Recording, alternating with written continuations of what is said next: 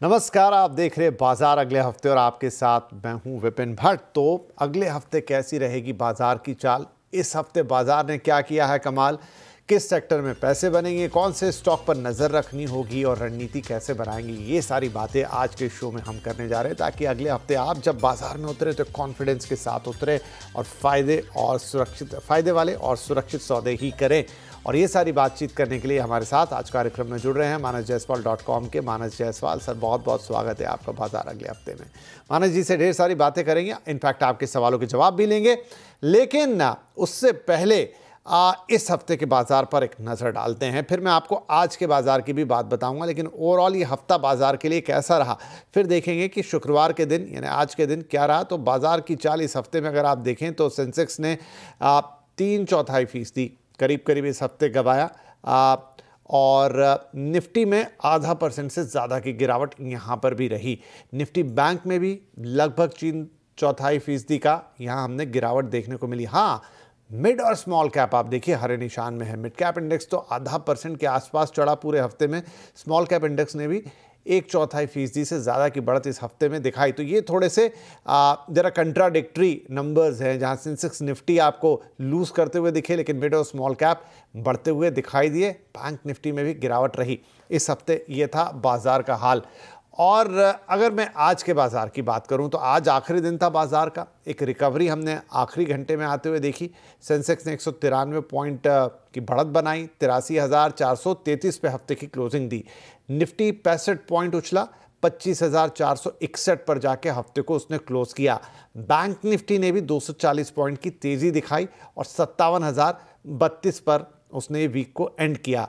Mid cap index हल्की गिरावट के साथ 59,678 पर बंद हुआ। वहीं आईटी, तेल gas, IT realty, pharma, PSC, FMCG, तमाम ये सेक्टर्स जो थे मजबूत रहे, जबकि मेटल और ऑटो शेयरों में दबाव था। सेंसेक्स के 30 में से 20 और निफ्टी के 50 में से 29 शेयरों में आज हमने खरीदारी देखी। तो जो आज की कहानी है उसके उलट हफ्ते की कहानी रही, लेकिन यही बाजार की खूबसूरती है। अच्छा, एफआईआईज और डीआईआईज का नंबर देख लीजिए।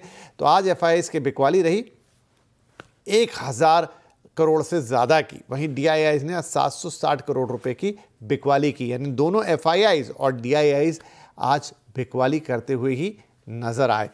हफ्ते का भी एक नंबर आपको एफआईआई डीआईआईज का आगे बताएंगे, लेकिन फिलहाल हम अगले हफ्ते के लिए आप क्या रणनीति बना सकते हैं उस पर थोड़ी बातचीत करेंगे। तो मानस साहब, ये हफ्ता थोड़ा रुका हुआ सा, ठहरा हुआ सा, फंसा हुआ सा हफ्ता था, लेकिन अगला हफ्ता जिसमें इवेंट बहुत बड़े बड़े हैं, यूएस के साथ ट्रेड डील का इवेंट है, इनफैक्ट अर्निंग सीजन शुरू हो जाएगा, नतीजे आने शुरू होंगे। अगले हफ्ते को किस तरीके से आप देख रहे हैं? नमस्कार विपिन जी। तो देखिए, इस हफ्ते को अगर हम देखें तो मेरा समझना है कि इसे केवल एक कंसोलिडेशन की तरह देखना चाहिए। बहुत ज्यादा ऊपर से गिरावट भी देखने को नहीं मिली। अगर आप देखें तो 25,600 से 25,400 तक निफ्टी करेक्ट हुआ और उस करेक्शन में भी 10 डे और 20 डे मूविंग एवरेज के नीचे निफ्टी नहीं गया। आज अगर आप देखें तो 10 डे मूविंग एवरेज पे एक्चुअली अगर आप देखें तो वहां पर रिकवरी देखने को मिली, बाइंग इंटरेस्ट देखने को मिला। और उसी तरह बैंक निफ्टी में भी, बैंक निफ्टी हालांकि 10 डे मूविंग एवरेज के नीचे गया जरूर था, लेकिन आज क्लोजिंग बेसिस पे देखें तो बैंक निफ्टी अपने 10 डे मूविंग एवरेज के ऊपर क्लोज हुआ है। मेरा समझना है कि कहीं ना कहीं ये कंसोलिडेशन का जो दौर है वो अगले हफ्ते खत्म हो सकता है और जब भी रैली रिज्यूम होगी 25,600 के ऊपर निफ्टी निकलेगा तो 25,950 तक के प्राइस देखने को मिल सकते हैं। तो अभी तक का व्यू पॉजिटिव है। जब तक 20 डे मूविंग एवरेज जो कि 25,200 है उसके ऊपर निफ्टी ट्रेड करता रहेगा तब तक जो मेन ट्रेंड है वो बुलिश बना रहेगा। जी, चलिए, तो ये एक प्रेडिक्शन अगले हफ्ते के लिए। कोई पर्टिकुलर स्टॉक्स मानस जी जहां नजर रखेंगे? आज जो ऑयल मार्केटिंग कंपनीज थी उन्होंने तो काफी बढ़िया किया। तो मेरा समझना है कि मंडे के सेशन में यहाँ पर फॉलो बाइंग देखने को मिल सकती है। मेरा जो पिक रहेगा वो बीपीसीएल है, जहां पर एक फ्लैग पैटर्न का ब्रेकआउट देखने को मिला है। बीपीसीएल में 339 के स्टॉप लॉस से खरीदारी करने की राय रहेगी। 360 तक के टारगेट्स पॉसिबल है बीपीसीएल में। और जो दूसरा स्पेस था वो फार्मा स्पेस था, वहां पर भी आज काफी बढ़िया बाइंग इंटरेस्ट देखने को मिला। सबसे बढ़िया परफॉर्मेंस ग्लेनमार्क में था क्योंकि यहाँ पर हायर टॉप्स हायर बॉटम्स के साथ 224 के हाईज को स्टॉक ने ब्रीच किया। तो आई थिंक ग्लेनमार्क में भी फॉलो बाइंग देखने को मिल सकती है और 1809 के स्टॉप लॉस से खरीदारी करनी चाहिए। ग्लेनमार्क में टारगेट सेट करने हैं 1900 के आसपास के। जी, तो दो स्टॉक्स यहाँ पर, दोनों में खरीदारी की सलाह। एक तो ग्लेनमार्क है आपके सामने, ग्लेनमार्क फार्मा, जहाँ पर आपको 1900 रुपये के टारगेट से मानस जी बता रहे हैं और आपको 1809 का स्टॉप लॉस लगा के इसमें खरीदारी करनी है। दूसरा ये BPCL, यहाँ पर भी खरीदारी की राय है। टारगेट्स होंगे 360 रुपये के और 339 रुपये पर आपको लगाना है स्टॉप लॉस। तो ये दो शेयर, इन पर नज़र रखिएगा। अगले हफ्ते के लिए मानस जी की चॉइस है, मंडे को ज़रूर इनको देखिएगा। अब चलिए शुरुआत करते हैं सवाल जवाब की, और हमारे पहले कॉलर हैं मिस्टर SK जैन, और आप कॉल कर रहे हैं नागपुर से। जैन साहब, स्वागत है आपका। ये बताइए कि शेयर्स क्या लिए? नमस्कार जी। मेरे पास तो दो शेयर के बारे में जानकारी चाहता हूँ। एक तो है केन्स टेक्नोलॉजी 35 at 1285, और दूसरा है मेरे पास oil India 25 with 476। Long term view है मेरा। ठीक है, पहले ऑयल इंडिया पे बात कर लेते हैं, क्योंकि ये स्टॉक आपने ऑलरेडी भेजा हुआ था। 30 शेयर हैं, 476 के भाव पे लॉन्ग टर्म व्यू रखते हैं। 30 रुपए का नुकसान फिलहाल झेल रहे हैं। मानस जी, क्या सलाह रहेगी ऑयल इंडिया पे? देखिए, ऑयल इंडिया ने कल ही रिवर्सल दिखाया है। कल स्टॉक ने 200 डे मूविंग एवरेज पे सपोर्ट लेके रिकवरी में वापस 20 डे मूविंग एवरेज को रिगेन किया। मेरा समझना है कि अगर आपके पास पोजीशन है तो उसको होल्ड करिए। 424 के स्टॉप लॉस से स्टॉक को होल्ड करना चाहिए, क्योंकि जो medium to long term trend है वो अभी तक तो पॉजिटिव ही लगता है। तो जब तक 420 रुपए के ऊपर ट्रेड करता है तब तक अपनी लॉन्ग पोजीशन में बने रहिए। ऊपर की तरफ 460 470 की रेंज में कुछ रेजिस्टेंस दिखता है चार्ट्स पे, लेकिन अगर एक बार वो रेजिस्टेंस ब्रीच हो गया तो फिर आपको 525 रुपए तक के प्राइस देखने को मिल सकता है। ठीक है जी, तो आगे 525 रुपए तक के प्राइस ये दिखा सकता है ऑयल इंडिया। होल्ड करने की सलाह है यहाँ पर। दूसरा आपने बोला था Kaynes technology, I think, right? 424 का स्टॉप लॉस और होल्ड करिएगा। हाँ, दूसरा ये केन्स टेक्नोलॉजी, और इसके भी 35 शेयर इनके पास थे। भाव कुछ बोला था जो कि मैं भूल गया, लेकिन फिर भी इसमें एक राय हम ले लेते हैं कि क्या राय रहेगी केन्स में सर? पॉजिटिव है। स्टॉक ने बहुत ही बढ़िया पिछले 2-3 हफ्ते में प्रदर्शन दिखाया है। 2 हफ्ते पहले स्टॉक ने 200 डे मूविंग एवरेज पे सपोर्ट लिया, फिर रैली रिज्यूम हो गई, हाई टॉप्स हायर बॉटम्स बनने लगे। तो जो ओवरऑल पिक्चर है वो पॉजिटिव लगती है। अगर आपके पास लॉन्ग टर्म के लिए पोजीशन है तो 5200 के स्टॉप लॉस से बने रहना चाहिए। और एक बार स्टॉक 6600 के ऊपर निकलेगा तो फिर तो आपको 7200 या 7500 उस रेंज में जाते हुए दिखेगा।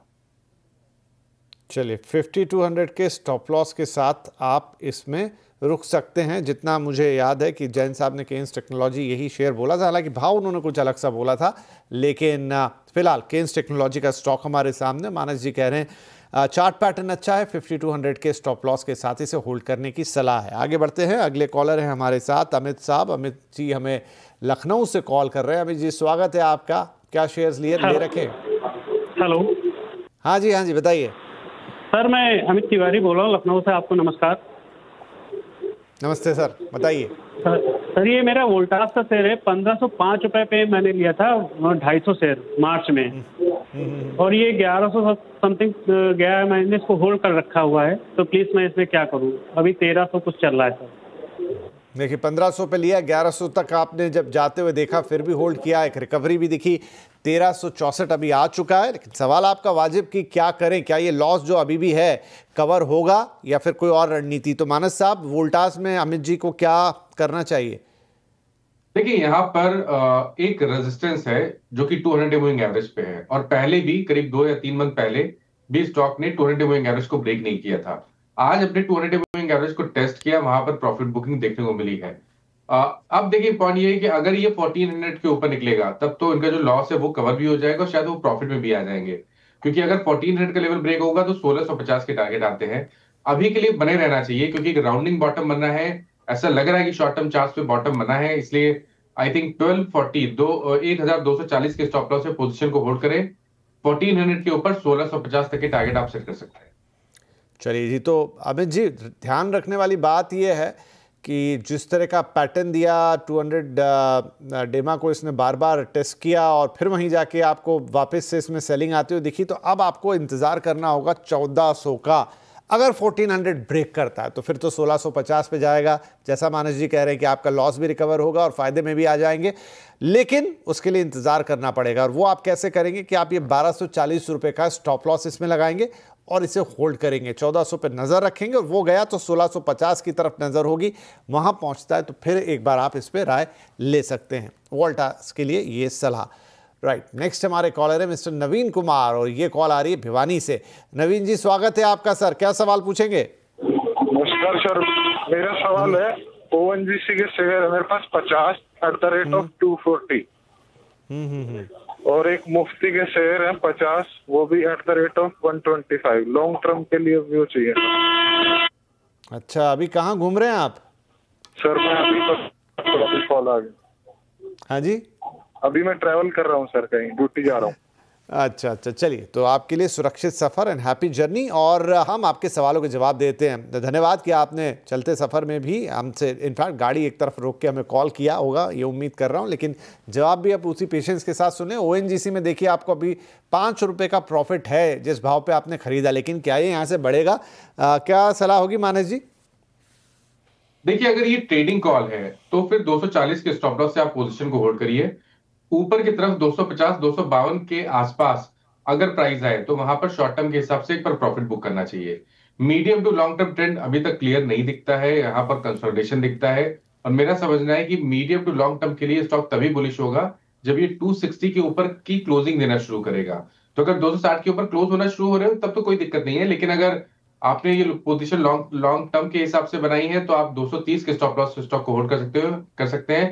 हालांकि अभी तक स्टॉक में medium to long term chart पे कोई ट्रेंड नहीं दिख रहा है। तो 230 का स्टॉप लॉस लगाइए, होल्ड कीजिए। 5 रुपए यहाँ से और बढ़ेगा, फायदा आपका 10 रुपए हो जाएगा। 250 या तो आप वहां निकले, या फिर जैसा मानस जी कह रहे हैं कि फिर इंतजार करें 260 के ऊपर जाने का, उसके बाद ही इसमें कुछ हलचल दिखेगी। तो ये अब आपके ऊपर निर्भर होगा। फिलहाल 230 रुपए के स्टॉप लॉस के साथ आप इसे होल्ड कर सकते हैं। दूसरा आपने आई थिंक मुफ्ती पूछा था, 125 के भाव में आपने ले रखा है। नंबर ऑफ स्टॉक्स जो भी रहे होंगे, लेकिन अभी तो ये जो है क्रेडो ब्रांड्स के नाम से है, इस समय 166 पे चल रहा है, तो इनको नुकसान ही है सर, इसमें क्या करना चाहिए? देखिए, मुफ्ती में मेरा समझना यह है कि जो बहुत ज्यादा हिस्ट्री तो नहीं है, लेकिन जो मीडियम टर्म के चार्ट्स हैं उसके बेसिस पे अगर स्टॉक को रीड करें तो मेरा समझना है कि यहाँ बने रहना चाहिए, क्योंकि जो 2 मंथ पहले स्टॉक में हुआ, स्टॉक ने रिकवरी में 200 मूविंग एवरेज को ब्रेक किया, उसको देख के लग रहा है कि शायद जो शॉर्ट टर्म करेक्शन है वो अब कंप्लीट हुआ है।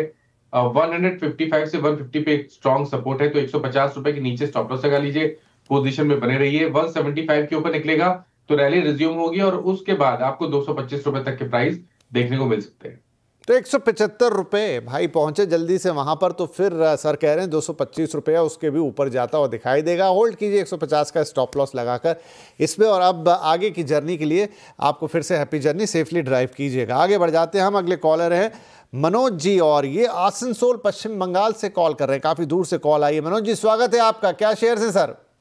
सर नमस्कार सर, मेरे पास सर HAL का शेयर है 50 जो कि करीब 690 के करीब में भाव है। क्या बात है, कब खरीदे थे ये आपने, कब खरीदे थे मनोज जी?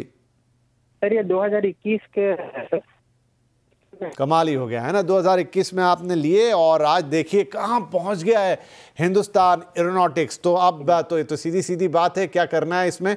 50 शेयर हैं, मुनाफा भी आप ले सकते हैं, इतने भयंकर मुनाफे पे बैठे। लेकिन अब हमें बताएंगे मानस साहब कि क्या ये यहाँ से आपको और मुनाफा दिलाएगा। मानस जी, हिंदुस्तान एरोनॉटिक्स और जिस पर मनोज जी ने लिया है वहाँ से तो मतलब ये कई गुना ऊपर आ चुका है। तो देखिए, बहुत पेशेंस इन्होंने रखा और मेरा अभी भी समझना है कि ये एक ऐसा स्टॉक है जिसको बिल्कुल पोर्टफोलियो में रखना चाहिए। आपके पास अगर 12 से 15 मंथ का समय हो तो आपको टारगेट सेट करने हैं करीब 6200 के। 6200 के टारगेट के लिए HAL में 12 से 15 मंथ के लिए बने रहा जा सकता है, लेकिन ये टारगेट तभी आप सेट करें जब आप स्टॉप लॉस लगा पाए। तो 4300 के नीचे स्टॉप लॉस लगा के रखिए और 6200 के टारगेट सेट करिए। क्या बात है, जब इतना इंतजार किया है तो 2 से 15 महीने और जी मनोज जी करिए इंतज़ार। और आपका जो शेयर है अभी 5000 के आसपास है, ये आगे और 1200 रुपये बढ़ने की ताकत रखता है। 6200 के टारगेट दे रहे हैं 12 से 15 महीने के लिए HAL में। मानस भाई, और 4300 के स्टॉप लॉस, क्योंकि आपको अपना कोई मुनाफा या गंवाना नहीं है। 4300 रुपीज़ के स्टॉप लॉस के साथ इसे होल्ड कीजिए और 6200 का इंतज़ार कीजिए। 12 से 15 महीने आपको और रुकना होगा। चलिए, शुभकामनाएं हमारी। आगे बढ़े, हितेश जी हैं अब हमारे साथ अहमदाबाद से। हितेश भाई, स्वागत है, केम छो, सवाल बताएं। मजा में सर, नमस्ते सर। नमस्कार नमस्कार।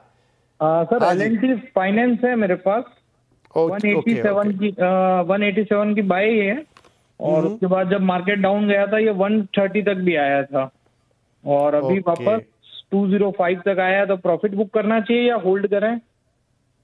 18 रुपए का प्रॉफिट तो है, लेकिन क्या इतने से संतोष कर लें या फिर कुछ और बढ़ेगा तो होल्ड करेंगे? L&T फाइनेंस सर, क्या सलाह रहेगी? देखिए, चार्ट तो बहुत ही बेहतरीन है। कोई भी रीजन नहीं है स्टॉक में एग्जिट करने का या प्रॉफिट बुक करने का, क्योंकि देखिए 2024 का हाई तो स्टॉक ने ब्रेक किया, लेकिन उसके साथ ही 2017 के हाईस को भी स्टॉक ने ब्रेक किया है। तो लॉन्ग टर्म चार्ट तो बेहतरीन लगते हैं। अगर एक 12 मंथ के आसपास के हिसाब से हमें एक टारगेट सेट करने हो तो वो 285 के आसपास के आते हैं।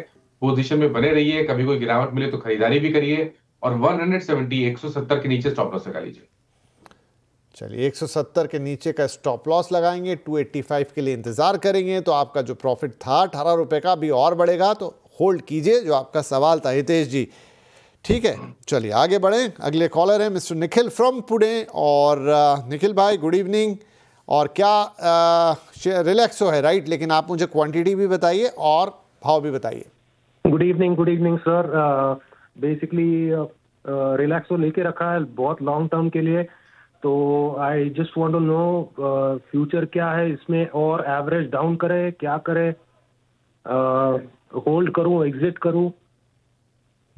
तो देखिए, बहुत लॉन्ग टर्म के लिए आपने लिया, लेकिन थोड़ा अभी आपको परेशान कर रहा है। ऑलमोस्ट आधा हो गया भाव, 872 की खरीद है, 407 पर है, और अब क्या करना चाहिए इसमें? तो सर, रिलैक्सो फुटवेयर, क्या आप थोड़ा बहुत रिलैक्स कर पाएंगे यहाँ पर निखिल जी को, या फिर इसमें तो लॉस काफ़ी ज़्यादा हो चुका है?